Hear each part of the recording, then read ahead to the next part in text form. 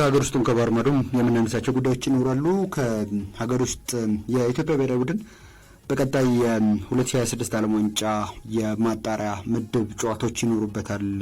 ከግብጽና ከጅቡቲ ጋር የሚያደርጋቸው መጋቢት ወር አጋማሽ አካባቢ ለእነዚህ ጨዋታዎች ዝግጅት ሲባል አሰልጣኝ መሳይ ተፈሪ ለተጫዋቾች ጥሪ አድርገዋል። የኢትዮጵያ ፕሪሚየር ሊግም በጨዋታዎች መደረግ ጀምረዋል። ትላንትና ዛሬም የሚደረጉ ጨዋታዎች አሉ። እነሱን እናነሳለን። ወደ ባህር ማዶ ደግሞ ጣነልና በሳምንቱ መጨረሻ በተለያዩ ሊጎች የተደረጉ ጨዋታዎች አሉ። በእንግሊዝ ፕሪሚየር ሊግ ትላንትና 3 ጨዋታዎች ነበሩ። ቼልሲ ከብዙ መቸገር ጋር ሌስተር ሲቲን 1-0 አሸንፎ በዚህ በአውሮፓ ቻምፒየንስ ሊግ የሚያሳትፈው ፉክክር ላይ ሌላ ተጨማሪ ይሄ ኢንትረስቲንግ የሆነ መልክ ሰጥቶታል። ከዛ ውጭ ቶተናም በሜዳው ከዚህ ቀደም እየመራ ነጥብ በመጣል ነበር እየመራ ነጥብ በመጣል ነበር ይታወቅ የነበረው። ግን ትናንትና ከመመራት ተነስቶ የአቻ ተለያይቷል ከቦርንመዝ ጋር። በጣም አሪፍ ጨዋታ ነበር ጨዋታው። ምሽት ላይ የተደረገው የማንቸስተር ዩናይትድ እና የአርሰናል ጨዋታ ኦልድ ትራፎርድ ላይ 1-1 ነው የተጠናቀቀው። ብዙዎች ይህንን ጨዋታ በተለይ ደግሞ አርሰናል በዋንጫ ፉክክር ውስጥ ያለችውን ጭላንጭል ተስፋ ከማስቀጠል አንጻር ይሄ የማሸነፍ ግዴታ ውስጥ ገብቶ የሚያደርገው አይነት ጨዋታ ነው ብለው ያነሱት አይነት ጨዋታ ነበር። ከጨዋታው በፊትም በማንቸስተር ዩናይትድ ደጋፊዎች ዘንድ በክለቡ ባለቤቶችና አጠቃላይ የዚህ የአስተዳደር መንገድ ላይ የነበረ ቁጣ እጅግ በጣም ከፍ ብሎ ነበር ሲሰማ የነበረው። ስቴዲየም ውስጥም ያንን ነገር ስንመለከት ነበር። ጥቁር የለበሱ ደጋፊዎች ነበሩ ጭምር። እነዚህ እናነሳለን። ዛሬም በሚደረጉ ጨዋታዎች ይኖራሉ። በሌሎች ሊጎችም ጨዋታዎች ነበሩ። አትሌቲኮ ማድሪድ በስፔን ላሊጋ በሄታፌ ተሸነፈና በዚህ በዋንጫ ፉክክሩ ላይ ሌላ እንደገና መልክ ታየ። በስፔን ላሊጋ አሁን በሶስቱ ቡድኖች መካከል ያለው ልዩነት 3 ነጥብ ብቻ ነው፣ በባርሴሎና በሪያል ማድሪድና በአትሌቲኮ ማድሪድ መካከል እና እየተነቅንቅ እስከ መጨረሻው ሳምንታት ድረስ የሚቀጥል ይመስላል። ባለፈው ሳምንት ሪያል ማድሪድ ተሸነፈ፣ አሁን ደግሞ አትሌቲኮ ማድሪድ ተሸነፈ። እንዲህ ያለ የሚቀጥል ይመስላል። በጣሊያን ሴሪያም ያልተጠበቁ ውጤቶች ትናንትና ተመዝግበዋል። ለምሳሌ ዩቬንቱስ በሜዳው በአታላንታ 4-0 ተሸንፏል። ስለ ሴሪያ የዋንጫ ፉክክር የምናነሳ ከሆነ ያው ኢንተር ሚላንና ናፖሊን ነው ቀድመን የምንጠራው። ግን ደግሞ አታላንታ ልክ እንደ አትሌቲኮ ማድሪድ ሁሉ ትልልቆቹ እነዚህን ሁለት ቡድኖች ማለትም ናፖሊና ኢንተርን በ3 ነጥብ ርቀት ነው እየተከተላቸው የሚገኘው። ስለዚህ ከሁለት አንዳቸው እንደ ሁለቱም ሸርተት የሚሉ ከሆነና አታላንታ የሚበረታው ከሆነ ማን ያውቃል ዋንጫው ሊያነሳ የሚችልበት። ጃምፔሮ ጋስፔሪኒ በጣም አስደናቂ ስብስብ ያላቸው ደግሞ አስደናቂ አጫዋወት ነው። የእግር ኳስ ስታይላቸው ራሱ ነው። ትናንትና ምሽት የነበረውን ጨዋታ በተለይ የማንቸስተር ዩናይትድና የአርሰናልን ጨዋታ እንዴት አገኙት? በቀጣይ በአውሮፓ ቻምፒየንስ ሊግ ምናልባት እንግሊዝ ቀጣይ ውድድር ዘመን ላይ 5 ቡድኖችን ልታሳትፍ የምትችልበት እድል ሰፊ ነው። ምክንያቱም ጣሊያን በቻምፒየንስ ሊግ አሁን ኢንተር ሚላን ብቻ ነው ላይ ያለው።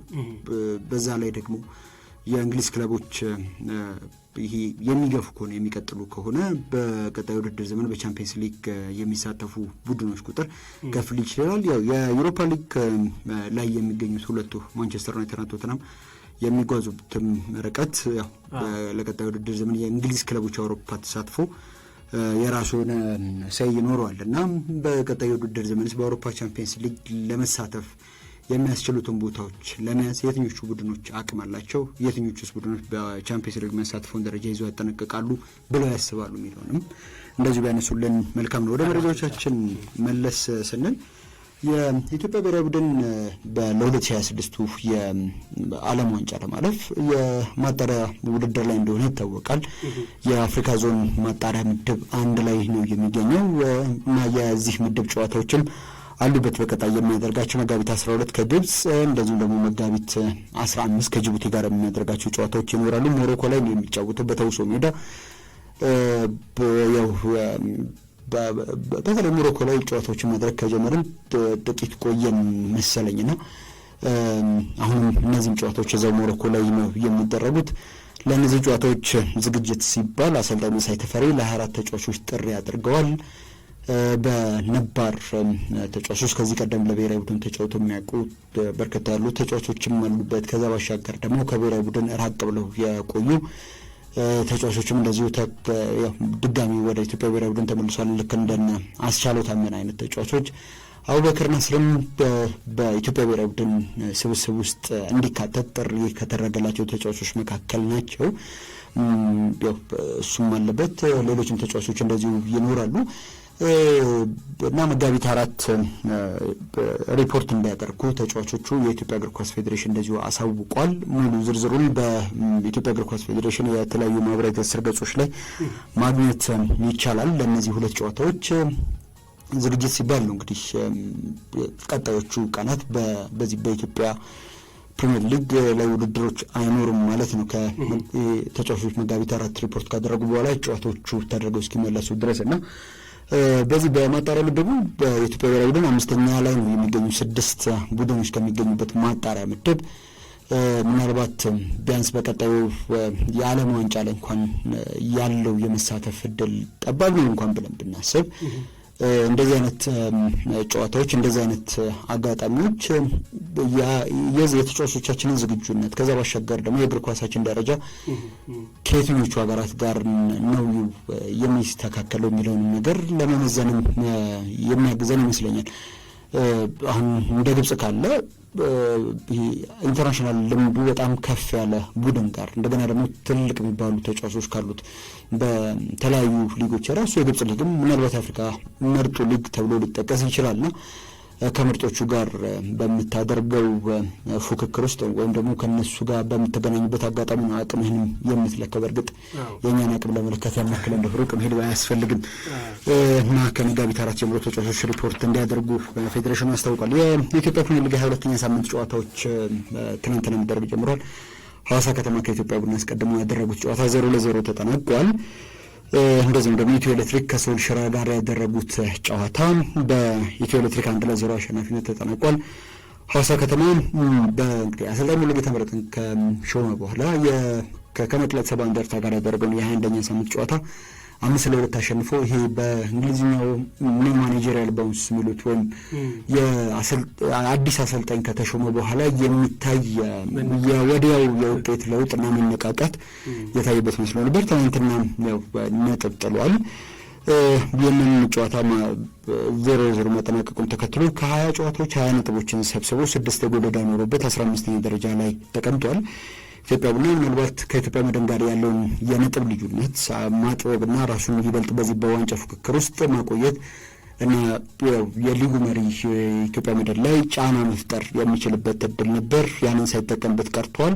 33 ነጥቦችና 7 የጎል ክፍያ ኖሮት 2ኛ ደረጃ ላይ ተቀምጧል። ከኢትዮጵያ መድንም በ5 ነጥብ ርቀት ላይ ነው የሚገኘው። ከ3 ተከታታይ ድሎች በኋላ ነው ነጥብ የጣለው ኢትዮጵያ ቡና። እንደው ስለዚህ ስለ ወጥነት መናነሳ ከሆነ በአሁኑ ሰዓት በሊጉ ከሚገኙ ወጥ ቡድኖች መካከል አንዱ ነው ብሎ ማንሳት ይቻላል። ምክንያቱም ባለፉት 6 ጨዋታዎች አልተሸነፈም፣ 4ቱን አሸንፏል። ኢትዮ ኤሌክትሪክ ከሶል ሽረ ያደረጉትን ጨዋታ ያሬድ ማን 42ኛው ደቂቃ ላይ ባገባው ጎል ነው ኢትዮ ኤሌክትሪክ ያሸነፈው። 28 ነጥቦችና 3 ጎል ይዞም 9ኛ ደረጃ ላይ ተቀምጧል። ሶል ሽረ 15 ነጥቦችና 10 የጎል ዕዳ ኖሮበት 17ኛ ደረጃ ላይ ተቀምጧል። 3ኛ ተከታታይ ሽንፈቱ ነው። ደግሞ 3ቱም ሽንፈቶች በ1-0 ውጤት ነው የተሸነፋቸው።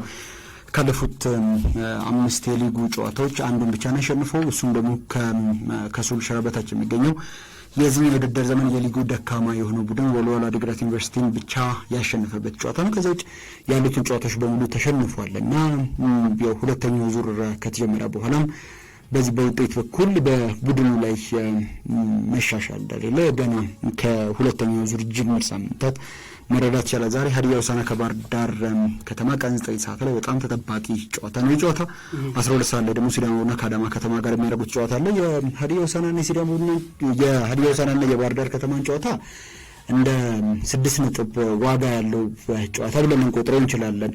ምክንያቱም በሁለት ነጥቦች ነው በእነዚህ ሁለት ቡድኖች መካከል የሚገኙት። ከዛ ባሻገር በሊጉ መሪዎች ተጎራ የሚገኙ ቡድኖች ናቸው በዋንጫ ፉክክሩ ውስጥ ለመቆየት። አለበለዚያ ደግሞ ከዋንጫ ፉክክሩ ጥቂት ሸርተት ማለት የሚያመጣ አይነት ጨዋታ ሊሆን ይችላል። የጨዋታ ሀዲያ ሆሳዕና 32 ነጥቦችና 4 የጎል ክፍያ ያለው 3ኛ ደረጃ ላይ ተቀምጧል። ይህን ጨዋታ ማሸነፍ 2ኛ ደረጃን ከኢትዮጵያ ቡና እንዲወስድ ያደርገዋል። ከኢትዮጵያ መድንም በ3 ነጥብ ርቀት እንዲቀመጥ ያግዘዋል። ባህር ዳር ከተማ በ2 ነጥቦች አንሶ 4ኛ ደረጃ ላይ ተቀምጧል። ይህን ጨዋታ ማሸነፍ ከሆነ በነጥብ ከኢትዮጵያ ቡና እኩል ሆኖ በጎል ክፍያ ስለሚበልጥ 2ኛ ደረጃ ላይ ይቀመጣል። እነዚህ ጨዋታዎች ዛሬም እንደዚሁ የሚቀጥሉ ናቸው። የሀገር ውስጥ ጉዳዮቻችን እነዚህ ናቸው። ስፖርታዊ መረጃዎችን እያደመጣችሁ ትገኛላችሁ። ትላንት ምሽት በአውሮፓ 5ቱም ታላላቅ ሊጎች የተለያዩ ጨዋታዎች ሲከናወኑ ነበረ። እነሱንና ሌሎች የባህር ማዶ ጉዳዮችን ደግሞ እናንሳ። ከትላንትናው ጨዋታ ጋር በተያያዘ በተለይ ደግሞ የማንቸስተር ዩናይትድ ደጋፊዎች ምናለ ቡድኑ እንደዚህ እንደ ትላንትናው ቢጫወት የሚል ሀሳባቸውን እያነሱ ከዛ ባሻገር በዚህ በዋንጫ ፉክክሩ ላይም ያው የዘንድሮ የእንግሊዝ ፕሪሚየር ሊግ አሸናፊ የታወቀ ይመስላል የሚል ሀሳብም እያነሱ ይገኛሉ። በእርግጥ እግር ኳስ ነው። እንደው በእግር ኳስ የሚፈጠረው ነገር አይታወቅም በሂሳባዊ ስሌት የተረጋገጠ ነገር ከሌለ በስተቀር። አዎ በትክክልም እንደገና ደግሞ ከዚህ ከ10 ነጥብ በላይ የሆነ የነጥብ ልዩነት ነጥብቦ የሊግ ሻምፒዮን የመሆን ታሪክ ካላቸው ቡድኖች መካከል አንዱ አርሰናል ነው። በአርሰን ቬንገር ዘመን በ20ኛው ክፍለ ዘመን የመጨረሻዎቹ ዓመታት በ1990ዎቹ የመጨረሻ ዓመታት ላይ እንደዚሁ ያንን ነገር አድርጎት ነበር። በ13 ነጥብ በማንቸስተር ዩናይትድ ይበለጥ ነበር፣ ግን ያንን ቀልብሶ የሊጉ ሻምፒዮን የመሆን ታሪክ ነበረው። እንዳነሳው እንግዲህ ትናንትና የእንግሊዝ ፕሪሚየር ሊግ ጨዋታዎች ነበሩ። ትልቁ ትኩረት የነበረው ኦልድ ትራፎርድ ላይ የተደረገው የማንቸስተር ዩናይትድና የአርሰናል ጨዋታ ነው። ከጨዋታው አስቀድሞ እንደው ሜዳ ላይ ካለው ጉዳይ ባልተናነሰ ሌላ ትኩረት የሚስብ ነገር ነበር የዚህ የደጋፊዎች ተቃውሞ እና ብዙ ደጋፊዎች በሺዎች የሚቆጠሩ ደጋፊዎች ከጨዋታው መጀመሪያ አስቀድሞ ኦልድ ትራፎርድ ዙሪያ ጥቁር ለብሰው የተለያዩ ጭሳጭሶችንም እንደዚሁ እየተጠቀሙ ከፍ ያለ እንደገና ደግሞ ጽሁፎችንም ጭምር እያሳዩ ቡድናችን አይናችን እያየ ሜዳ ውስጥም ሆነ ከሜዳ ውጭ ቀስ ብሎ ነው ይሄ የዝግታ ሞት ነው እና ህመም ያለው ሞት ነው የሞተ የሚገኘው የሚል መልእክት ያለውን ጽሁፍ አንስተው ለአመታት የግሌዘር ቤተሰቦች ላይ ሲያሰሙት የነበረውን ተቃውሞ ቀጥለው ግን ደግሞ አዲሱ የማንቸስተር ዩናይትድ 1/3 አካባቢ የሚሆን ድርሻውን የገዙት ሰር ጂም ራትክሊፍም በትላንትናው ተቃውሞ አልቀረላቸውም። እሳቸውም የግሌዘርን መንገድ እየተከተሉ ነው፣ እንደገና በዚህ በክለብ ውስጥ ያለውን ታማኝነት ሸርሽረው እያጠፉት ነው በሚል እሳቸው እየወሰዱ የሚገኙትን የሰራተኞች ቅነሳ ጉዳይንም አምርረው ተቃውሞት ነበር።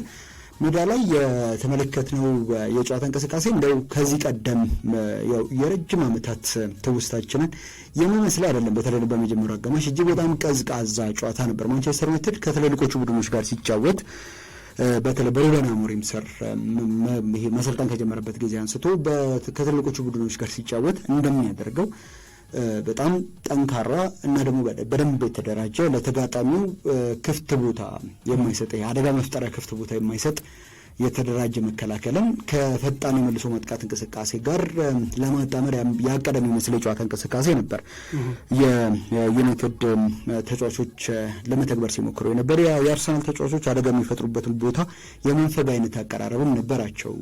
በ3 የመሀል ተከላካዮችና በ2 የመስመር ተመላላሽ ተጫዋቾች ነው አይደል? ይሄ በተለምዶ ባክስሪ የምንለው ወይም በ3 የመሀል ተከላካዮች ብቻ ሳይሆን አጠቃላይ በ5 ተከላካዮች ነበር ወይም በ5 የመጨረሻ ተከላካዮች ነበር ቡድኑ ሲጫወት የነበረው። እነሱን ደግሞ የሚያገዙ ተጫዋቾችም ነበሩ። ካሴሜሮና ኤሪክሰን በእድሜ የገፉት እነዚህ 2 አንጋፋ አማካዮች የተጣመሩበት ጨዋታ ነበር። ብሩኖ ፈርናንዴዝም እንደዚህ ወደኋላ ተመልሶ ሲያገዛቸው ነበርና በተከላካዮቹና በአማካዮቹ መካከል ያለው ልዩነት መጥበቡን ተከትሎ የአርሰናል ተጫዋቾች በ3ኛው ሜዳ ክፍል ላይ ክፍተት አላገኙም ወይም በቂ ክፍተት አላገኙም። ወደ 68 በመቶ አካባቢ የኳስ ቁጥጥር ቢኖራቸውን በመጀመሪያው አጋማሽ ይሄ ነው ተብሎ ሊጠቀስ የሚችል እድል ግን አልፈጠሩም። የማንቸስተር ዩናይትድም የዚህ በጋርናቾ በኩል ሊደረጉ ይታሰቡ የነበሩ የመልሶ ማጥቃት እንቅስቃሴዎች እምብዛም ፍሬያማም አልነበሩም እና እንደው ቀዝቃዛ ተብሎ ሊታለፍ የሚችል አይነት የጨዋታ እንቅስቃሴን ተመልክተን የመጀመሪያው አጋማሽ በዛ መልኩ ሊያበቃ መደበኛው ክፍለ ጊዜ ተጠናቆ የባከነ ሰዓት ሲጨመር ራሱ አሌሃንድሮ ጋርናቾ ላይ የተሰራውን ጥፋት ተከትሎ የተገኘን የቅጣት ምት ብሩኖ ፈርናንዴዝ በድንቅ ሁኔታ አስቆጥሮት ቡድኑን መሪ አድርጎት ነው የመጀመሪያው አጋማሽ የተጠናቀቀውና ማንቸስተር ዩናይትድ ከአውሮፓውያኑ ታህሳስ 1 ወይም ደግሞ ዲሴምበር 1 በኋላ የመጀመሪያ አጋማሽን እየመራ ያጠናቀቀበት የሊግ ጨዋታ ነበር። በዛ ጨዋታ ላይ ኤቨርተን 4-0 አሸንፎ እንደነበር እንደዚሁ ይታወቃል። ከዛ ባሻገር ከ1980ዎቹ በኋላ ያለ ይህ የመጀመሪያ አጋማሽን እየመራ በወጣባቸው ጨዋታዎች ያለመሸነፍ ክብረ ወሰኑን ያስቀጥላል ወይስ አያስቀጥልም የሚለውም ደግሞ ሌላ ጥያቄ ነበር። ሁለተኛው አጋማሽ አርሰናል ለገባበት ጎል ምላሽ ለመስጠት ማንቸስተር ዩናይትድ ደግሞ መሪነቱን ለማስፋት በመጀመሪያዎቹ 15 ደቂቃዎች ፍጹም የመጀመሪያውን አጋማሽ ማይመስል በሁለቱም ቡድኖች በኩል ለጎል የቀረቡ ሙከራዎች የታዩበት ቶሎ ጎል ጋር የሚደረስበት እንቅስቃሴን ተመልክተን ነበር። አግሬሲቭ ሆኖ የታየው አርሰናል በተለይ ደግሞ በማርቲን ኦዴጋርድ ለጎል የቀረበ ግን ደግሞ በግቡ አግዳሚ አናት ላይ የወጣ ኳስ እንደዚሁ ሊጠቀስለት የሚችል ሙከራ ነው። ማንቸስተር ዩናይትድ በሙሳር ማዝራዊና በጆሹዋ ዚርክዚ አማካኝነት ያደረጋቸው ግን ደግሞ ዳቪድ ራያ በአስደናቂ ሁኔታ የመለሳቸው እጅግ በጣም ለጎል የቀረቡ ኳሶች ነበሩት። እነዛን እድሎች ያው ምናልባት ትናንትና በሁለተኛው አጋማሽ ዳቪድ ራያ ባይኖር ኖሮ የአርሰናል ከኦልትራፎርድ 1 ነጥብም ይዞ ስለመመለሱ እርግጠኛ መሆን አይቻልም ነበር። ምክንያቱም የእነዚህ ሁለት ተጫዋቾች ሙከራ ከዛ ባሻገር ደግሞ በጨዋታ መጨረሻ ደቂቃዎች ላይ ብሩኖ ፈርናንዴዝ እንደዚሁ አግኝቶ ሊያገባው ይችል የነበረን ኳስ ያዳነበት አስደናቂነት በትክክልም በዚህ ሰዓት በሊጉ ከሚገኙ ምርጥ ግብ ጠባቂዎች መካከል አንዱ በአርሰናል ይሄ የዋንጫ ፉክክር ቆይታ ውስጥ በተለይ ያለፈው ውድድር ዘመንና በዚህኛው ውድድር ዘመን ላይ የዚህ ግብ ጠባቂ አስተዋጽኦ ምን ያክል ትልቅ እንደሆነ በድጋሚ ትናንትና እንደዚሁ አሳይቷል። 74ኛው ደቂቃ ላይ ጆሬን ቲምበር ከቀይ መስመር ወደ ባለሜዳዎቹ የጎል ክልል ይዞ የገባውን ኳስ ለዲክላን ራይስ ሰጥቶት ትናንትና ከአርሰናል ተጫዋቾች መካከል በብዙ የእግር ኳስ ተመልካቾችም እንደገና ደግሞ ቁጥራዊ ማስረጃዎችም በሚደግፉት መልኩ የተሻለ እንቅስቃሴ ሲያደርግ የነበረው ዲክላን ራይስ ጎል አድርጎት ቡድኑን ወደ አቻነት መልሶታል። ከዛ በኋላ ራስሙስ ሆይሉንድ ሊያገባው ይችል የነበረን ኳስ ከዚህ ከራሱ የጎል ክልል ውስጥ ያዳነበት ወይም ያስጣለበት ታክል ወይም የወረደው ሸርተት እጅግ በጣም አስደናቂ ነው። ከዛ ባሻገር የቡድኑ ሚዛን በመጠበቁ ቡድኑ ይበልጥ ወደፊት ተጭኖ እንዲጫወት በማገዙ በኩልም የዚህ ተጫዋች አስተዋጽኦ እጅግ በጣም ትልቅ ነበረ። ከዛ የጎል ከመቆጠሩ በፊትም ሆነ ከተቆጠረ በኋላ የተደረጉ ቅያሬዎች በሁለቱም ቡድኖች በኩል ጨዋታውና ውጤቱ ላይ ተጽዕኖ ለማሳረፍ የተቃረቡ ሊባሉ የሚችሉ ነበሩ። ለምሳሌ በጉዳት ረጅም ጊዜ ቆይቶ የነበረው ጋብሪኤል ማርቲኔሊ ከገባ በኋላ ሙክሮት አንድሬ ኦናና የወጣበት ይሄ ለኦናና ቅርብ የሆነው የጎሉ ቋሚ ላይ ነበር የመታው ያንን ኳስና አንድሬ ኦናና ያዳነበት ኳስ ይጠቀሳል። ሌሎችም እንደዚሁ ሙከራዎችም ማጥቀስ ይቻላል።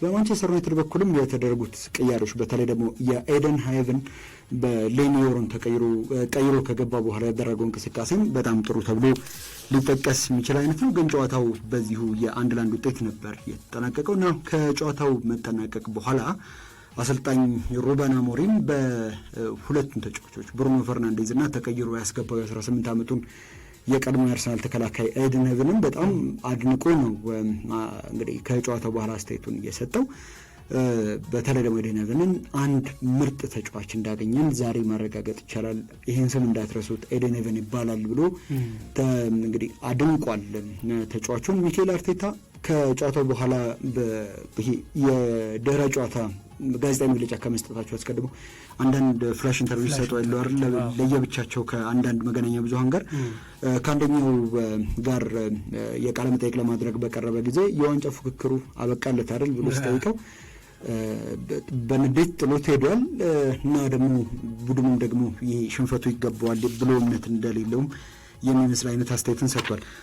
ውጤቱን ተከትሎ አርሰናል አሁን 55 ነጥቦችና 28 የጎል ክፍያ ይዞ ሁለተኛ ደረጃ ላይ ነው የተቀመጠው። ከሊቨርፑል አንድ ጨዋታ ያነሰ ነው ያደረገው በሊጉ። ሊቨርፑል 29 ጨዋታዎችን አድርጎ 70 ነጥቦች አሉት። በመካከላቸው 15 ነጥብ ልዩነት አለ። ምናልባት አርሰናል ያ ቀሪውን ጨዋታ የሚያሸንፍ ከሆነ የ12 ነጥቦች ልዩነት ነው የሚኖረው። ግን ሊቨርፑል በቀጣይ በካራባኦ ካፕ ይጫወታል። ከዛ በኋላ የአውሮፓ መድረክ ጨዋታዎችም አሉበት።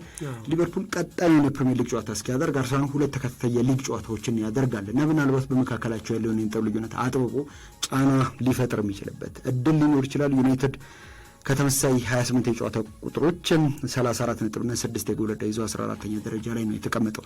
ቼልሲና ሌስተር ያደረጉትን ጨዋታ ማርኮ ኩሬያ 60ኛው ደቂቃ ላይ ባገባው ጎል ቼልሲ አሸንፈው ከጨዋታው በፊት የቻምፒየንስ ሊግ ተሳትፎ ይሸተኛል ያሉት ኤንዞ ማሬስካ በትክክልም እየሸተታቸው ማዕድ ላይ ተገኝተዋል ማለት ይቻላል። 4ኛ ደረጃ ላይ ተቀምጧል። ሲቲ ቅዳሜ ዕለት በኖቲንጋም ፎረስት መሸነፉን ተከትሎ በኳስ ቁጥጥር ብልጫም በብዙ ነገር በመጀመሪያው አጋማሽ በተለይ ቼልሲ የበለጠው ቡድን ነበር። ሌስተር በመጀመሪያው አጋማሽ 6ኛው ደቂቃ ላይ ያደረገው አንድ ብቸኛ ሙከራ ነበር።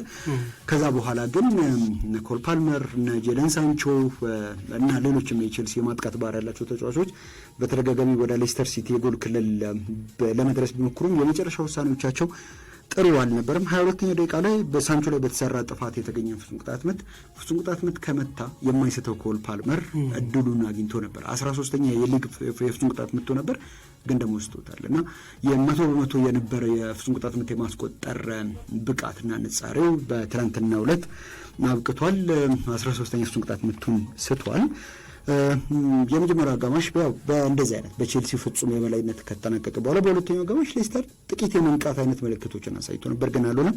60ኛው ደቂቃ ላይ ማርኮ ኩሬያ ከኤንዞ ፈርናንዴዝ ያገኘውን ኳስ ከሳጥን ውጭ መሬት ለመሬት አክሮ መጥቶ ነው ጎሉን ያስቆጠረው። ዳንኤል ቬዝ በሚያገባቸው አይነት ኳሶች ይመስላሉ ትናንትና ማርኮ ኩሬያ ያስቆጠረው ጎል። ውጤቱን ተከትሎ ቼልሲ 4ኛ ደረጃ ላይ ተቀምጧል በ49 ነጥቦች። ኖቲንጋም ፎረስት 51 ነጥብ ኖሮት 3ኛ፣ ሲቲ 47 ነጥብ ኖሮት 5ኛ። በመካከል እንግዲህ ከቼልሲ በላይ ካለው ኖቲንጋም ፎረስት ጋር የ2 ነጥብ ከበታችሁ ካለው እንደዚሁ ማንቸስተር ሲቲ ጋርም የ2 ነጥብ ልዩነት ነው ያለው። ቶተንሃም ከቦርንመዝ ያደረጉት ጨዋታው ላይ ለ2 ሲጠናቀቅ ማርከስ ታቨርኒየር 42ኛው እንደዚሁም ደግሞ ኢቫን ኤልሰን 65ኛው ደቂቃ ላይ ጎሎችን አግብተው ቦርንመዝ ይመራ ነበር። 52ኛው ደቂቃ ላይ ጀስቲን ክላይቨርት ያገባው ጎል ነበር ግን ከጨዋታ ውጭ በሚል ተሽሮበታል። ግን ለቶተንሃም ፓፕ ማታሳር እና ሰኒንግመን 67ኛው እና 84ኛው ደቂቃ ላይ የሰኒንግመን የ84ኛ ደቂቃ ጎል ከፍጹም ቅጣት ምት የተገኘች ነች። ቶተንሃምን ወደ ጨዋታው መልሷል። በስፔን ላሊጋ ትናንትና ሄታፌ በሜዳው አትሌቲኮን 2-1 አሸንፏል። አሌክሳንደር ሶርሎዝ 75ኛው ደቂቃ ላይ ባገባው ጎል አትሌቲኮ ማድሪድ ቀዳሚ ሆኖ ነበር ከፍጹም ቅጣት ምት በተገኘ ኳስ።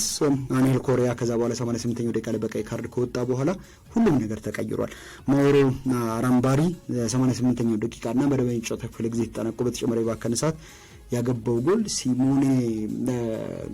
ዲየጎ ሲሞኔ ፍጹም በቃ በቡድኑ ደስተኛ እንዳይሆን እንዲበሳጭ ያደረጉ 2 ጎሎች ሆነው በአትሌቲኮ ማድሪድ እንዲሸነፍ ሆኗል።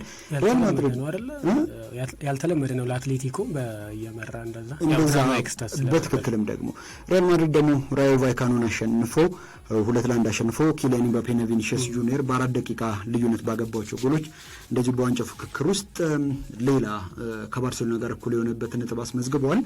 በጣሊያን ሴሪያ ናፖሊ ፊዮረንቲና 2-1 አሸንፏል። ሮሜሉ ሉካኩና ጃኮሞ ራስፓዶሪ ናቸው ጎሎችን ያገቡት። አሁንም በኢንተርና በናፖሊ መካከል የ1 ነጥብ ልዩነት ነው ያለው። ዩቬንቱስ በሜዳው በአታላንታ 4-0 መሸነፉ ነው አነጋጋሪው ነገር። ጃምፔሮ ጋስፔሪኒ መግቢያችን ላይ ስናነሳ ነበረው እስከ መጨረሻው ድረስ ለመታገል